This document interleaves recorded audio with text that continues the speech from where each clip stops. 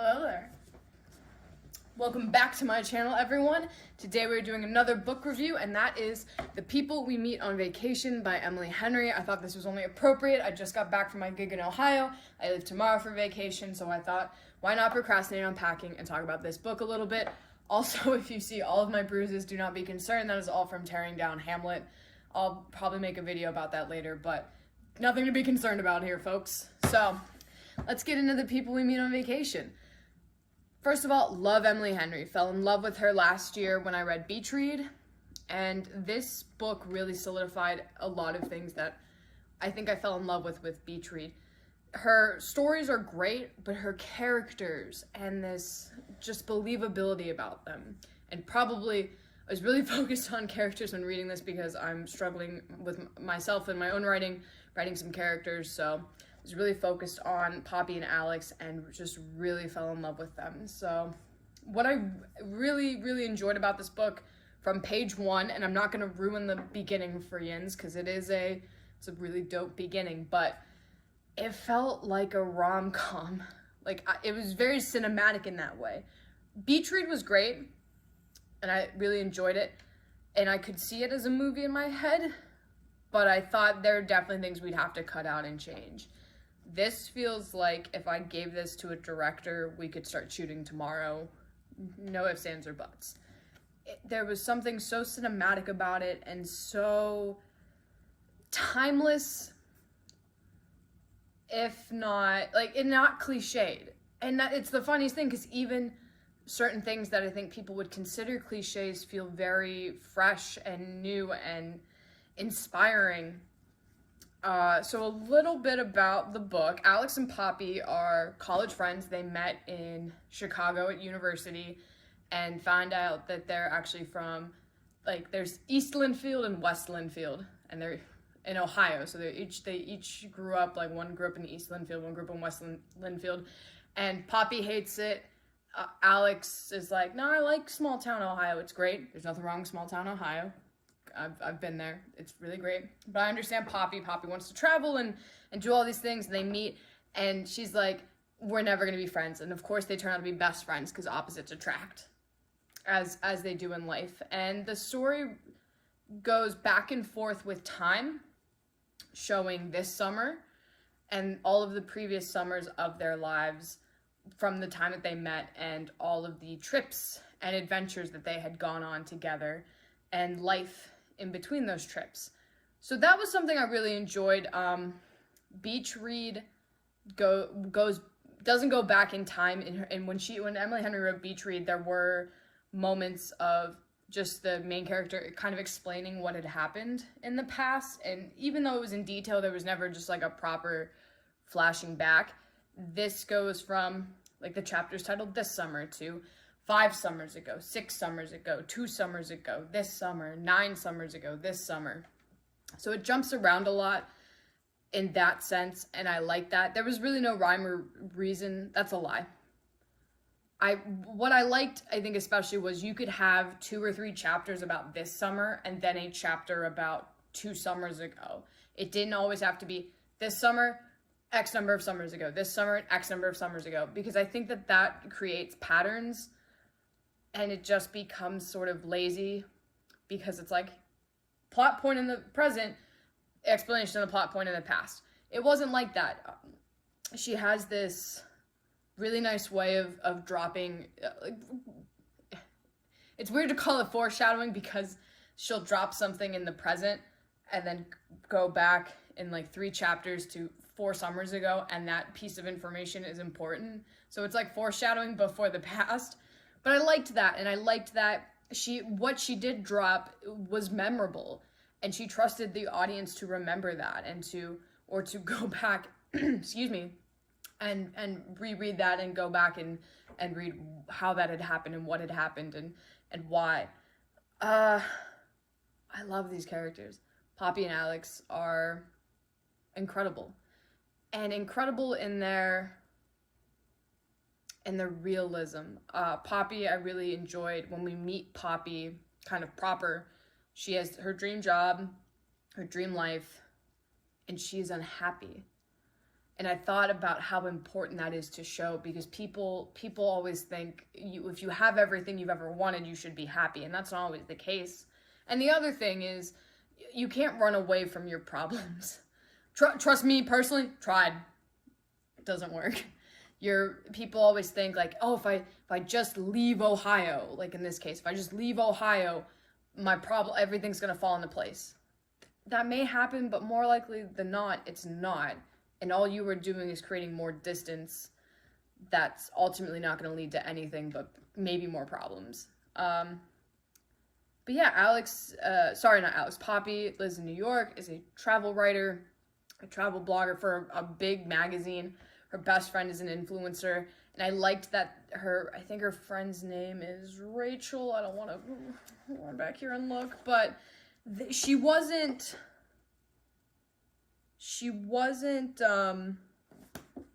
cliched.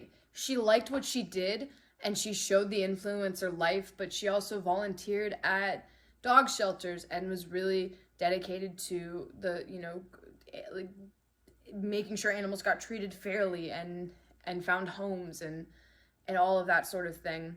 So you could have made an influencer, but she didn't, and it showed a lot on Poppy as well, of having kind of not coming from money like her friend in New York did, but the coming up of making a travel blog and doing all of these on budget vacations because this was her dream, and then finally achieving that goal to work for a proper magazine, R&R.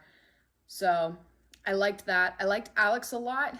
I felt both like Alex and like Poppy a lot, because Poppy is this don't want to be stuck in small town Ohio, want to go, see, be everywhere in the world and meet all these new people. And Alex is very much like khakis, and I like Ohio, and I like being in it, and I like stability. And he's got a doctorate like in English, and he writes and he teaches at a high school, and it's just so incredible to see his interactions with Poppy and the vulnerability. And there are several times throughout the book where he has these things to say that you would never expect out of characters that are usually written like him. And I loved that because it felt like a three-dimensional person. It didn't feel like a caricature of somebody.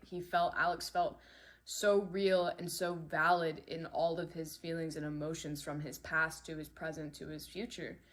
And in the end, he makes a very big decision, a very hard decision at a pivotal point in the book, and you're just like, whoa. And you kind of realize how wrong Poppy is and how unfair she's been to him, which was incredible. The title, I would say, you would think it would be about, two people who met on vacation, and it really is a story about two people who have grown from, you meet at 18 in college. I think they're in their 30s at this point. I can't quite remember. But they have grown as people, and every summer they take this trip, and maybe they don't see each other at all during the year, but for a week in the summer, they get to see each other and catch up and sort of learn all of these new things about each other. And in doing so, they always say, people always have that sentence about vacation you, or I think Jimmy Fallon had a good joke about your vacation self, oh, you think you're gonna be this way and that way, and really you're not. You're still the same person. You're just adjacent to a beach or adjacent to some mountains or on skis, etc., etc., etc. But a lot of people feel like they love who they are on vacation because they're more relaxed. They don't really care so much. You have conversations with strangers, all of these sorts of things. And I like that. I like when I travel, I'm a little bit more bold, especially when I'm at a bar or a restaurant. I will make conversations with people. Even I was in Cleveland, which I consider Ohio basically like a second home, but I was in Cleveland for one night, and I was making conversations with the people at the table next to me, and I thought, I never have to see these people again. I don't live in Cleveland. They don't live in Cleveland. It's a passing interaction. And I think that ties in a lot to the two of them, and Poppy and Alex being show themselves on these vacations.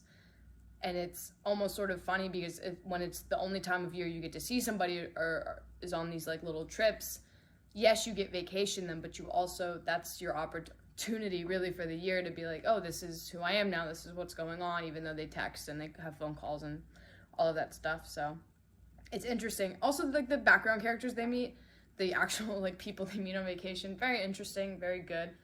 It's a story with a lot of surprises. It's a story that, as I was reading, I very much saw the whole movie play out in my head and thought, okay, when are we making this? Can I help? Can I be a part of it? I don't know what I'll be, but I will be somebody in this book. I could play Poppy. I think I could handle that. But it was a fantastic read. I never wanted to put it down. Again, her character work is phenomenal.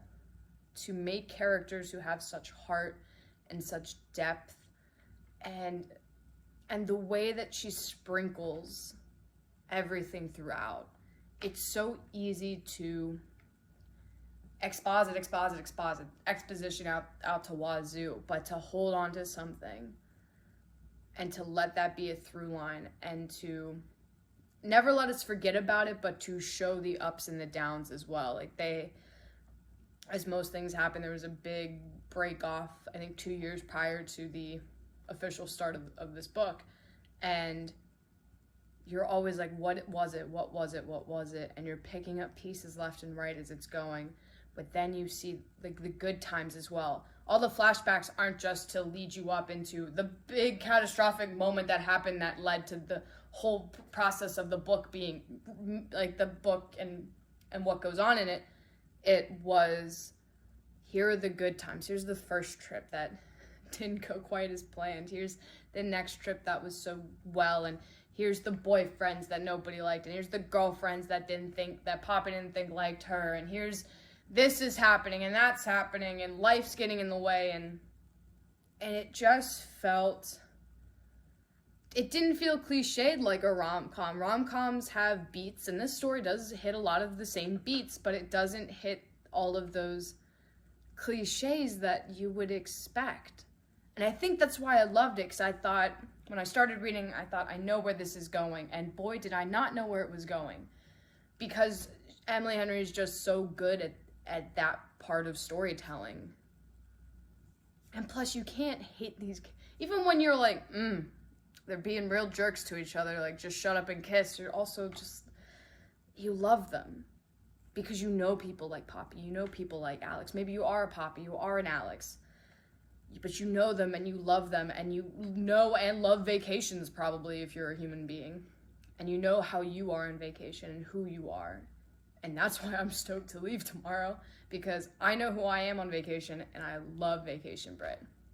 Especially gonna love this Vacation Brit. So I know summer's winding down, but if you plan on taking a vacation between now and the end of time, pick up The People We Meet on Vacation by Emily Henry, wherever books are sold, because it really is just, and she, thick,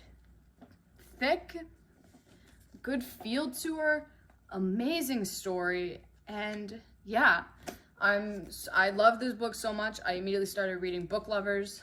So expect a video of that coming out soon. Pick up Beach Read while you're at it. Beach Read and The People We Meet on Vacation feel like they feel like siblings. You can tell they're related, but they're not quite the same, and I love that. So I think this is more for people who love a good rom-com. Beach Read is more for people who maybe aren't into all the cliches of a rom-com, but both are definitely worth picking up. So, The People We Meet on Vacation, Emily Henry. You'll thank me later.